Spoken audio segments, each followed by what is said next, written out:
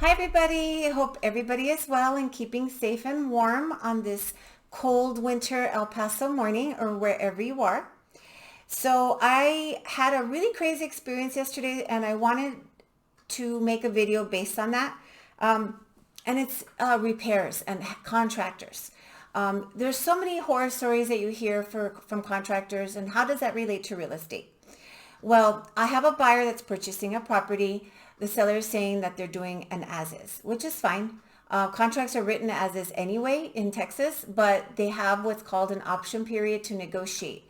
So if we execute a contract on Friday, your option starts on Saturday. If we have a 5-day option, then we have Saturday, Sunday, Monday, Tuesday, Wednesday at 5 in the time zone of where the house is located to negotiate repairs if we wanted to, okay? So we got a copy of the inspection report that had been done on a prior deal. And so I met my contractors out there yesterday to let them in because the seller required it. And I discovered quite a bit. One of the things that the roofer had told me was that the roof does need to get replaced. Now, mind you, I got an invoice from the listing agent where 4 years ago, they paid over $30,000 to a contractor. And I looked at the itemization of the stuff that they did. They were supposed to take off the old roof to put on a new roof. They did not do that. They laid a new roof over the old roof, and because the old roof was already really shot and the wood underneath the roof was very brittle and damaged, they basically threw good money after bad. Okay. Now, one of the things that happens all the time is we get inspections done and little stuff wasn't finished, like on the roof, like sealing the penetrations and stuff like that. My client or the other agent will say, well, the seller just had it done last year.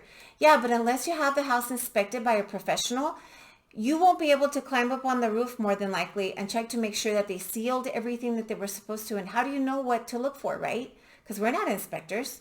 So one of the things that happens quite a bit, especially with large remodels, is a lot of the detail work doesn't get done. Now, in the situation of that client that in that house that I looked at yesterday, the contractor didn't do a lot of things right. The other thing was the air conditioner was not even secured to the roof. They put on a new roof, they paid for a new AC, but they did not even attach the AC. So it was just moving around up on the roof. How was the seller supposed to know unless they checked with an inspector, right? They also got the condensation line. So imagine a cold Coke bottle in the summer and it starts to sweat. That's what an air conditioner does. So all that extra moisture has to drain somewhere, and that's the condensation line. So that is supposed to run out according to what the HVAC guy told me. But the contractor took a shortcut and actually ran that condensation line back into a drainage line, basically. And that does not pass city code is what he told me. So that's another shortcut.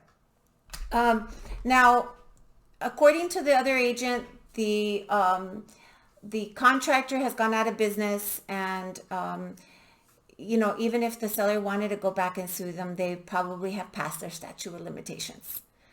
So be very careful about who you hire. Make sure you check all the work before they're complete, before they finish getting paid. Make sure that you cover yourself as a consumer, okay? Insurance, great example.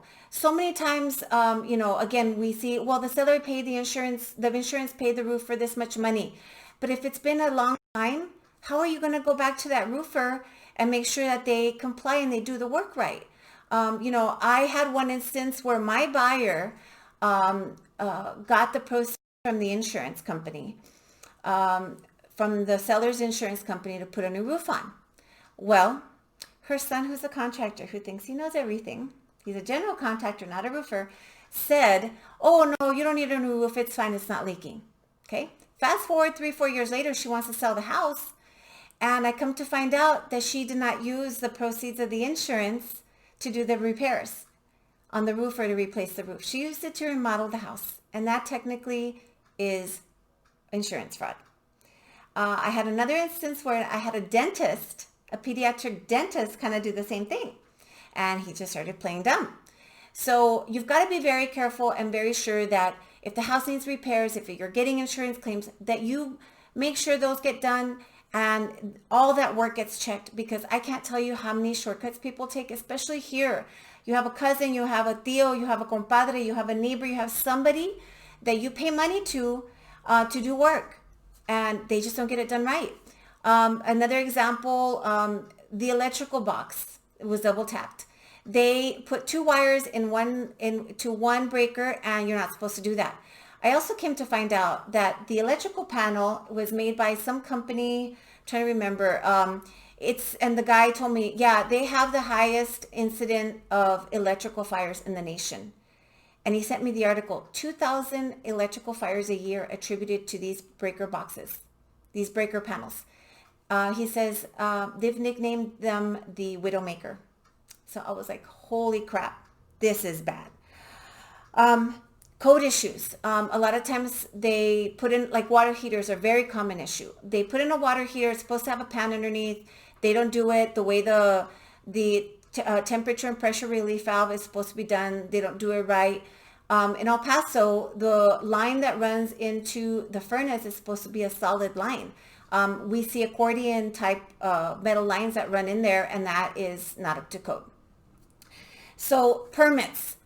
I can't tell you how many times I've had clients who get work done and they did not pull a permit for it. And it's not hard to pull up that information and find out. Rooms, additions that are done, conversions. You need a permit to, I think, install a dishwasher. I know you do have to have one for a roof and an HVAC unit. And those are all the things that can come back and haunt you later. So please be aware, cover your bases. If you have any questions, I am not a professional inspector, but I have a list of great contractors that are licensed and bonded that can give you advice and can let you know what is up to code, what is not. So please be safe out there. Do your homework, be diligent. I know that when people are living away from El Paso, it's very hard, but try to find somebody that you trust that can go back and check on the work and ensure that as a consumer, you are protected. So take care, guys. Have a wonderful day. I will see you soon. Bye-bye.